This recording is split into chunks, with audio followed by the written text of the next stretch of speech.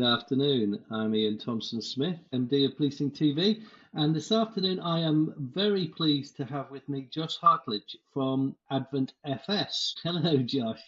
A company that's been specialising in diversion and in the US, and I thought it'd be really interesting to find out a little bit about the environment over there compared to over here, and a bit about the company itself. So, Josh, welcome. First Thank you. time on Policing TV, I believe. First time. So would you like to just introduce yourself and Sure. give us a bit of an overview of diversion and AdventFS? Sure. Happy to. Thank you. So I'm Josh Hartlage. I'm president and founder of Advent. We started Advent about 20 years ago now. We provide web-based software solutions for local government.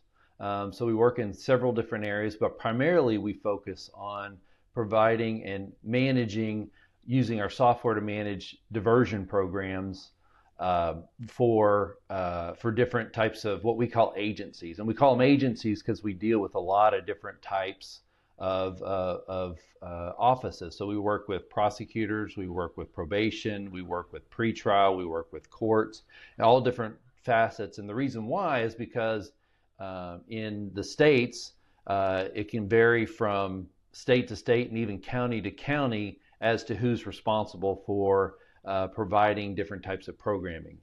So we've been working with several different agencies in providing and managing diversion programs. And I guess, Josh, just jumping in there, for those people who aren't aware, I guess we always take this for granted. Diversion, what is it? So diversion is basically kind of just what it says, and you're getting around, not getting around something, but you're providing an alternate route for somebody. So in this instance, if someone was caught shoplifting, instead of putting them in jail and really being harsh on them, it's basically providing someone a second chance to say, hey, you know what you've done, let's provide some sort of a program that will that as long as you complete that program, we won't necessarily press charges or have you pay the particular ticket or citation or whatever it might be. So a diversion is just basically alternative sentencing or an alternative route for someone that has typically for someone that has offended in some way. So and that's what we do. We manage the process around those diversions. So as you can imagine, there's a lot of steps to it. So it's somebody that is in a case where they did something, let's say they shoplifted. They're going to perhaps apply for the program. They're going to have to register for the program. They're going to have to be presented the program. And primarily, our focus is on low-level offenses. So and those low-level offenses, meaning first-time offenders, people that are probably just made mistakes and probably more like you and I than folks that are hardened criminals and are going to jail. So it's people that are in that type of situation. So you're really just looking for them to go through some sort of level of programming, and it could, and in our case, a lot of times it's a digital intervention where they go out online, take a course online, but it also might include, you also need to do some level of community service.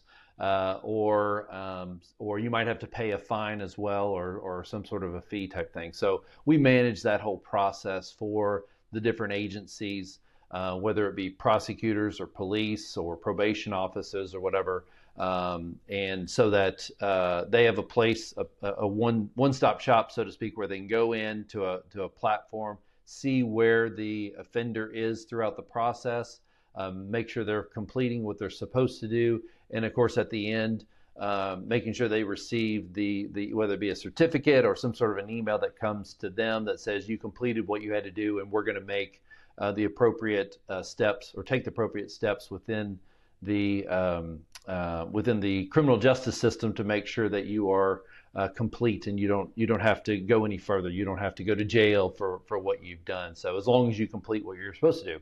Of course, you have the other side of it where people don't complete what they're supposed to do, and the system tracks that. So that keeps the administrators aware of what's going on, that if they don't do certain steps that you ask them to do, then you might have to go back to square one and say, okay, we are going to press charges on this, which that's not what anyone wants to do. When you're a low-level offender and have just, it's your first offense type thing, really the mode of in the U.S. as well as in the U.K. is essentially to make sure we try to rehabilitate that person and get them back into society, and forgive them for what they've done, as long as they are accountable and complete the actions that we ask them to do. So. And so, does the agency create the diversion, or is there just standard diversions that you provide? Sure, that's a good question. So we provide several standard diversions. So we have about 30 different education programs that we provide that are that account for most offenses out there. So again, it's things like shoplifting, underage drinking, anger management type things. Again, kind of low-level offenses type things that we handle. And we provide those. But we also do level 1 and level 2 versions. So if it's the level 1 isn't enough, or if it's somebody that comes back around through the system and they still want to try a diversion with them, then we might give them a level 2, which would be more complex type programming. So instead of just a couple hours of education, they might go through 4 to 8 hours of education instead. But if a agency has their own diversion program, like let's just say that they've come up with their own process that they think is right, or it might be a local anger management class that's given on Sunday nights or something like that, we can help the agencies manage that as well and make that part of the program. What we come across wherever we are, whichever country that we're in, is that the problem is that no one has a good way to manage all these different diversions that they want to offer. So what we do is we say, hey, here's a platform, and instead of you being in what we call spreadsheet hell, in that somebody's got a spreadsheet for this diversion, someone's got it for this one, someone's got it for that one. What Diversion Manager, which is our platform, does is bring that all into one spot, so that an administrator or an agency can properly manage whatever diversion that they offer into one spot. And the driver for most agencies that we work with is the recidivism rate. They want to lower the recidivism rates on how often, obviously people offend again, and they want to lower that. And that's what the whole drive of our platform is, and the drive of anyone that's offering these alternative programs is to do that, is to lower recidivism rates. And what we've found when people utilize our platform and also utilize our digital interventions, that they can lower recidivism rates. We've seen them lowering up to about 46% down from where they are. So that's a dramatic decrease in people reoffending. So it's basically giving them some sort of an alternative option, which is providing some forgiveness, as well as having them do some sort of a education program so that they learn what they've done, and hopefully apply that to their life. So we also focus a lot on like life skills and corrective thinking type programs, so that you get people in the right mindset, so that they know they shouldn't do this again, and hopefully the whole experience makes them realize that what they've done, and that they shouldn't do it again. And the data shows that is exactly what happens. So, but it goes hand in hand, not only the education side of things, but also managing the process itself, and making sure it's timely, and making sure that people are in the know on where you go throughout the process. One of the important things is also the victim notification in the whole process, so that the victim has a say in what these folks do, and our platform allows for that, to make sure that the victim is notified of where the offender is through the process, and when they complete what they're supposed to do, so they make sure that they're up to speed as well. So, okay, well, I mean, it sounds obvious as this this is something that we obviously want to happen. You've been very successful in the US, 300 plus agencies that you're working with. The US is a huge. Mm-hmm. Somebody once told me there was 30,000 different Mm-hmm. agencies in the US. Yeah. Slightly less in the UK. But what do you see as the big difference between, or is there, in the sense of as you move from the US into the UK and beyond? Yeah, it's a good question. So actually, we actually work with over 600 different agencies today in the U.S. And we've had a I would say, with any company, you kind of hit a tipping point where you're adding customers slowly, then all of a sudden it kind of speeds down the hill and you start to add a lot. So we've actually added quite a few in the past 4 or 5 years. So, but we work with about 600 different agencies in the U.S. The major difference that we see between the U.S. and the U.K. market is really just who um, who we focus on that actually provides the diversion opportunities. So in the U.S., our main focus and because of where diversions are handled is typically at the prosecutor level, whether it be at the state or the county or even the city level. The prosecutors are the ones that are actually offering the diversions to the offenders. So what that means is that the offender's been caught, they come into court, or they have some relationship or interaction with the prosecutor's office, and the prosecutor says, "Okay, we're gonna go this route. We're gonna try this alternative route with you because we think it would be a good place to start with your offense." In the UK, that process actually starts and is handled at the police level. So in the UK, as those in the UK would know, those are called the out of court resolutions. Is what they would call diversion programs, and those out of court resolutions are actually handled at the police level, and which is very interesting, and quite frankly, I think it's probably a more efficient system because the offender themselves doesn't actually have to touch the prosecutor or have the chance of going into the court. It's actually handled at the police level. So, and essentially, we do see this in some police forces across the UK where they actually handle it at the point of catching the person. So they catch the shoplifter coming out of the shop, they can actually cite them and ask them to do an out-of-court resolution right there, which, again, I think it's great because you're catching them earlier in the process before they actually get into the prosecutor, which can cause other issues. So that's one of the biggest differences. But as we get into the looking at diversions and how they're handled, the actual process itself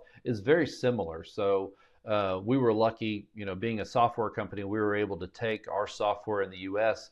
and of course it had to be translated from English to English. But when we did that, we were very lucky in that didn't cause we didn't have to do a whole lot of changes to the process because it's very similar process. It's just more of who's the point of contact for us, and we find it at the police level rather than at the prosecutor level, primarily the prosecutor level over in the States. So, but that's the biggest difference, I'd say. Yeah, it makes a huge difference. I mean, if you just think about it, if you offended, again, you're dealing with folks that this is their first time offending, so there's obviously some level there's probably a reason why they're doing it, and there's some level of embarrassment, and they just want to probably get this off their plate. It's not something where they, hopefully they're not to the point where they're going to be a habitual thief or whatever. And so hopefully you catch them as early as possible. And again, I think in the UK, it's actually probably a better and more efficient that happens at the police level. I will note there are some programs within the U.S. that do start with the police side of things. So they call them APAD programs, and those programs are very effective. And actually, we do have customers that do that in the U.S., but they're just fewer and farther between. Whereas pretty much the UK is focused on that, and I think the exciting thing for us in the UK is that one, there's really not a platform that really is focused on managing end-to-end out-of-court resolutions. So that's exciting, and one of the reasons why we decided to come into the market was there really isn't out there. It's really just most forces handle their out-of-court resolutions through just spreadsheets. So we're able to come in and provide a platform and give them that backbone that they need for the processes to make sure that they. Well, it's definitely a hot topic. I know this. We're recording this on the 14th of July, so I'm not quite sure when this is going to be published, but in a couple of weeks' time. But tomorrow we've got a piece. Ben Toomey is interviewing Matthew Bacon on. He's a criminologist on diversion in the UK. It's very, very interesting, very hot topic. Some big wins that can be achieved through successfully applying diversion at the right point. That's exactly right. Efficiently managing the whole process. So, what we've heard is that the country basically wants to go. Currently, I think only 4% of crime is handled through out-of-court resolutions, and the country really wants it to be up to 40%. So, putting your business hat on from our side of things, we're like, that's an incredible opportunity for us, but also from the social side of things, it's really a great thing within the UK to have that type of focus and to have that drive. And it seems like the country is really pushing that and hoping to get to that level, because I think it's good for everybody. It's going to. I know that there's overcrowding in jails in the UK, just as in the US, but and I know that is a big issue. But I think this change and this of going to this tier 2 process that they're doing within the police forces is going to be a big change for folks. But at the same time, it's something that is going to be good for everyone. The thing that we're seeing is that a lot of if you look at the forces today, about half of them have already moved to the 2-tier. But I think none of them are ready for the volume of activity that is going to come from this, because you really can't manage those processes through spreadsheets. You really have to have something that not only captures the data, but also drives the processes, because I think otherwise they're going to get overwhelmed and it's not going to be successful. So. But I think there's a tremendous opportunity. But that is one of the other dilemmas within the UK is essentially the cost dilemma in all this. They want these programs, they want this platform, but at the end of the day, there's not always the funding that's there. And again, I know that there's a drive to go to where 40% of crime is handled through out-of-court resolutions. But to do that, you need to have something to manage it. One of the problems is that there's not the funding. And one of the things that we do that's unique is, and we do this a lot in the US, is that we do an offender paid model, which is somewhat controversial, I would say, in the UK. But I'm seeing that more and more forces are coming to this, and that is asking the offender to pay for the platform, for the programming that they're being asked to do. Now, if you talk to the constituents and you ask them, hey, if Ian stole, and again, Ian is not a habitual criminal, he just happened to steal once, do you think that you as the taxpayer should pay for Ian? They're probably going to say no. So that is something that is of interest that we're starting to see some evolving within the forces. And in fact, we do have one customer within the UK, Staffordshire, who utilizes our platform now, and they were an early adopter, and that's their entire model and it's an offender paid model. So they look at it as these are low level offenders, not necessarily low income offenders, low level offenders, that we want to ask them to pay for this, because frankly, the funding just isn't there to afford what they really need to drive these programs. If they really want to get to a 40% handling of crime, there's going to be a need for funding, and unfortunately, if it's not there, they need to look for alternative ways to do it. I will say 90+% of our customers in the US, that's exactly how they do everything, is on an offender paid model, whether right or wrong. But obviously for juvenile purposes, That's not a good model, and which we accommodate those where they actually the juvenile programs, they'll actually pay for the programming up front, but most of the adult type programs, because they're pretty affordable, they actually pay for those programmings. The offender pays for that programming. So Understood. I think we do have, I guess, the lowest level of diversion that most people come across is if you get caught speeding and you get your speeding, three exactly. points, and then you can actually pay to not get your points, which isn't quite the level you've been talking about. But I think it's a model that people are familiar with, and Yeah, I would and hope it should. And that Staffordshire is. are really good friends of Police TV, so it's one of those things that maybe we could do a follow up Oh and yeah. get their understanding of how they've implemented it. 'Cause that would be a really good. Well, to be fully transparent, Staffordshire was offender paid prior to us coming along, so it was just a natural fit Mm, because we were already very attuned to that type of thinking and how they approach things. So our system was a natural fit for them. But as we go along and we've talked to several different forces, um, we'll talk to them and they'll kind of say, yeah, no, we don't want to do offender paid. And I think they kind of look back and they say, okay, well, how are we going to pay for this? And then they come back and say, okay, we do want to do offender paid. We want to try that and see how that works. And again, I think that, you know, you bring up a good point. The speeding is very much like what we're talking about here, because you're dealing with folks that are everyone probably speeds to some extent. Not everyone's going to steal something, but when they're a first time offender, they're really closer to the speeder than they are to the person that needs to be in jail. And that's kind of what we try to get across to them, that give it a chance. And we set up things like funds where if they can't afford it, the police force has the opportunity to give it to them for free. We do accommodate those things, but the vast majority of the folks, that you're catching stealing have a cell phone, have a place to live, have a job, and so they can afford. They don't like it, they don't want to, but but it isn't a bad a way to look at these programs or whatever. And quite frankly, I think you're going to see more and more of that as we go on. So, but no, that's a good point to end on, Josh. Really appreciate the time. Thank you ever so much for joining us all the way over from Kentucky.